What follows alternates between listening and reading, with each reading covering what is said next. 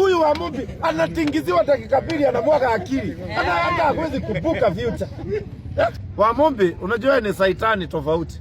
Na niambia watu wa Mount Kenya tafadhali, lazima muweze pia kutenganisha vipi na viongozi. One time. Hakuna vile mtachagua saitani haifikiri. Mtu ni candidate ya mada. Na mnampea kura. Kwanza wewe ulimchagua kasi ya hizi za madhara. Yaani hamuna akili, mnachagua wauaji mkijua. Tunaelewana? Hawa watu hawana brainless people. Nani mnachagua kazi nyingine Murang'a, nayo kazi yake inaenda inawana na hii mwizi nyingine wametengeneza cartel ya kuattack Rigiji. Yaani wa Mumbi umesahau Rigiji alikutoa from nothing. Yes, you are something. Unaweza abiwa sasa ni madara kona pesa. Alikuwa anachoma makaa. Yeah. Sasa umesahau. Betty umesahau. Wewe ulikuwa prostitute pale Murang'a. Sasa umeinuliwa umekuwa human rapist. Yeah. Mantam. Yaani mmekuwa makasia hamuna akili. Yaani nyinyi kazi yenu asubuhi Gachagua, jioni Gachagua. Saa hii umeenda umeokota nini rafiki ya malaya mwenzako, umeenda unaipeleka State House ati ende ikaseme wili haikuwa sawa. Wili kiandikwa haukuwa umezaliwa. One time. Huyu kasia malaya aliacha familia yake. Akaenda akadadia familia. Na mimi waambie wanaume, wachaneni na malaya tafadhali. Hata mkioa angalieni ile kitu unaoa. Si ati juu umepewa bedova unasahau hadi interest za akili ya familia yako. Yeah. Sasa inakuwa akili yenu ni sex tu, sex asubuhi, sex jioni. Hamufikiri kama viongozi. Yewe hata Derito Gachagua alituangusha. Unaenda unachukua mtu kwa chang'aa just because umeona akiwa uchi. Wewe unaenda sasa unasahau wewe ni governor. Imagine. Yeah. Hiyo ndio ushetani tunaface sasa hii.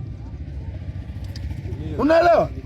Hebu tukue na akili timamu. Kama bibi yako akupatii style tofauti, o watch porno, mupate style zingine dead.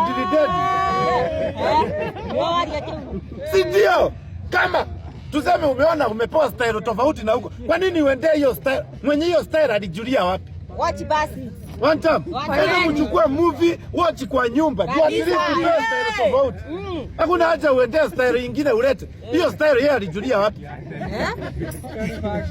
One time. Unajua lazima nielimishe hadi wazee. Tafadhali wazee zeeka na hiyo kitu uko nayo. Nitawaonyesha. Unajua kitambo sisi tukizaliwa kulikuwa na ilikuwa inaitwa Waptrick. Waptrick ilikuwa moto. Ulikuwa kanyurunyuru yako unavinya na magazine. Sasa hakuna, sasa uko na wifi, uko na kila kitu. Enda uangalie na bibi yako, usiangalie peke yako. Wapi?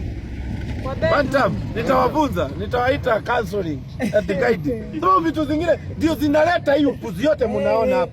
Huyu wa Mumbi anatingiziwa dakika mbili anamwaga akili. Hata hawezi kubuka future. Sasa mnacheka nini kazi yenyewe? Unajua mzai natanganya sex imeconfuse watu wengi sana. Unauza hadi shamba, mtu anauza shamba unaenda unaporwa kila kitu.